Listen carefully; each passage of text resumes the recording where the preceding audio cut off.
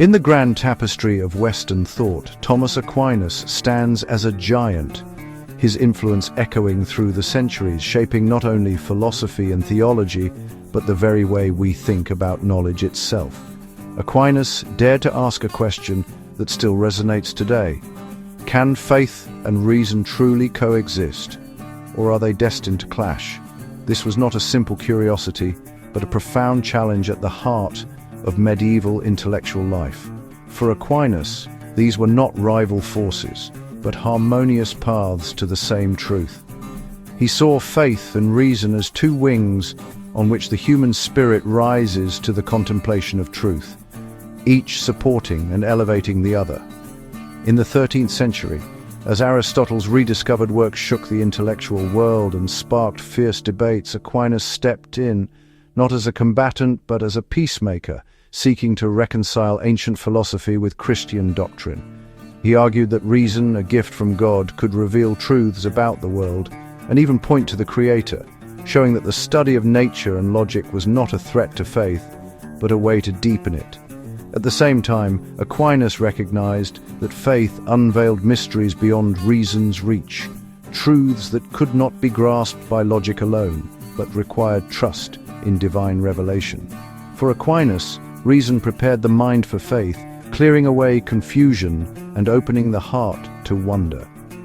All truth, whether found in the natural world, in philosophy, or in scripture, flowed from the same divine source, united in their origin. His quest was not just academic, but deeply spiritual, a journey to show that understanding creation is a way of loving its creator, and that the search for knowledge is, at its heart, a search for God. Born into nobility in 1225, Aquinas was expected to become a powerful abbot, but at university he was drawn to the Dominicans, a life of study and preaching, not privilege. His family tried to stop him, even imprisoning him, but Thomas's resolve only grew. After his release, he studied under Albert the Great, absorbing Aristotle's philosophy. In Paris, amid intellectual upheaval, Aquinas quietly became a force, earning the nickname the Dumb Ox. Yet, as his teacher predicted, his ideas would one day echo across the world. At the heart of Thomas Aquinas' philosophy lies a profound conviction. Truth cannot contradict truth. For Aquinas, all genuine knowledge, whether discovered through reason or revealed by faith, ultimately comes from the same divine source. This belief shaped his entire approach to learning and understanding the world. He taught that reason and faith are distinct paths to knowledge, each with its own domain, but never truly in conflict. Instead, they work together in harmony, illuminating different aspects of reality. Through reason, we explore the natural world, uncovering its laws and marvels, and even finding signs that point toward a creator. Reason, for Aquinas, is a gift that allows us to understand creation. Yet faith, he insisted, reveals divine mysteries that lie beyond the reach of human reason, truths about God and salvation that we could never discover on our own. For Aquinas, philosophy and theology are not rivals but partners. Reason lays the groundwork, asking questions and seeking understanding, while faith builds upon it, offering answers that reason alone cannot provide. He drew deeply from Aristotle, using the tools of philosophy to clarify, explain, and defend the truths of Christian doctrine, showing that faith and reason enrich one another.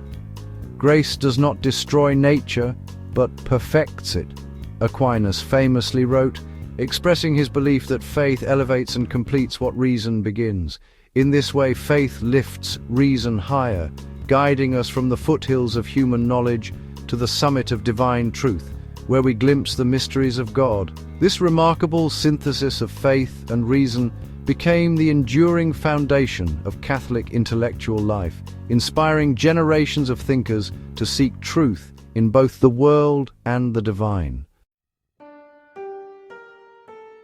Aquinas' famous 5 ways are rational arguments for God's existence, found in his. These aren't mathematical proofs, but logical paths from everyday experience, motion, causation, contingency, degrees of perfection and design to the necessity of a divine source.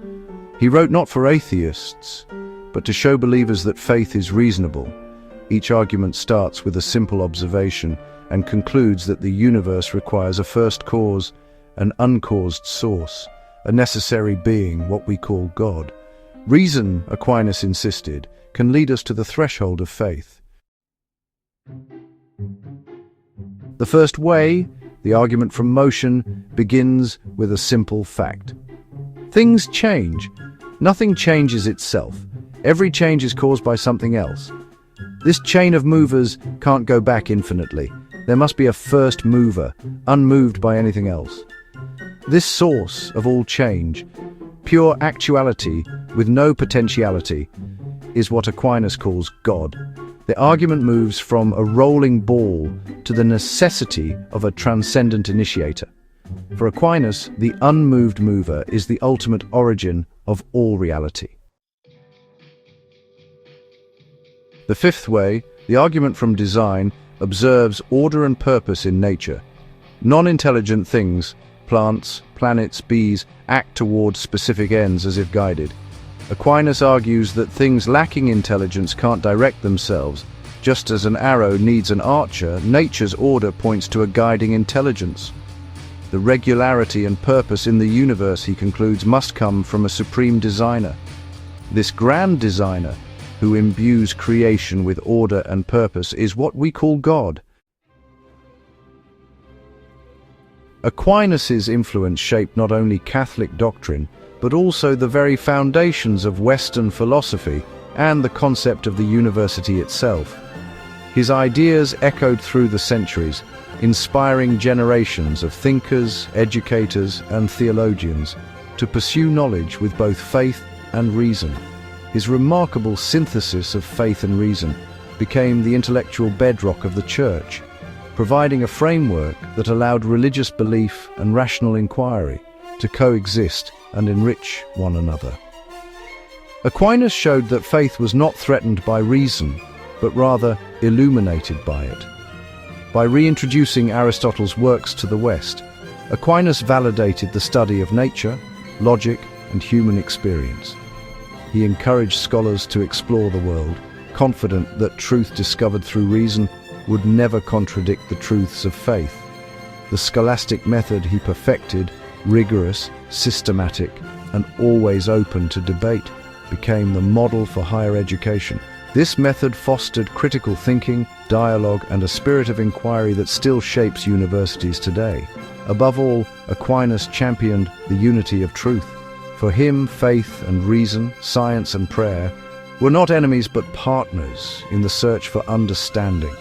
He believed that every genuine discovery, whether spiritual or scientific, ultimately pointed toward the same divine reality. His legacy is a bridge, inviting us to seek truth with both heart and mind, confident that all truth leads to the same divine source. In a world often divided between science and spirituality, Aquinas' vision reminds us that the pursuit of knowledge can unite rather than divide humanity.